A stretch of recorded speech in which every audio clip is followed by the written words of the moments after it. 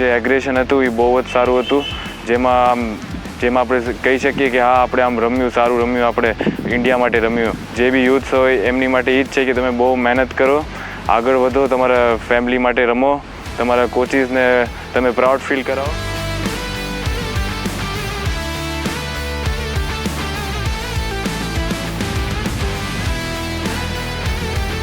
આઈ fail like હું top of the world છું, પણ એમાં હું એક શબ્દ કહેવા માંગીશ કે જે YBCએ સપોર્ટ કર્યો છે, જે કહે કે જેને ગ્રાસરૂટથી લઈને બધી રીતે એને ગાઈડ કરવા માટે, પ્રેક્ટિસ માટે શક્તિ સરે જે એને ગાઈડ કર્યો છે, એને માટે હું ધન્ય કહેવા માંગીશ, થેન્ક્સ કહેવા માંગીશ.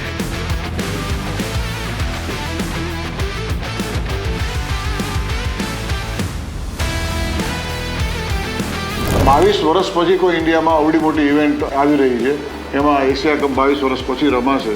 અને બેંગ્લોરમાં જ્યારે પહેલાં રમાયેલો એ પછી આ 22 વર્ષે અમદાવાદ ખાતે રમાશે. અમદાવાદ બાસ્કેટબોલમાં ફીબા વર્લ્ડમાં અને ફીબા એશિયામાં એનું નામ જાણીતું થઈ જશે.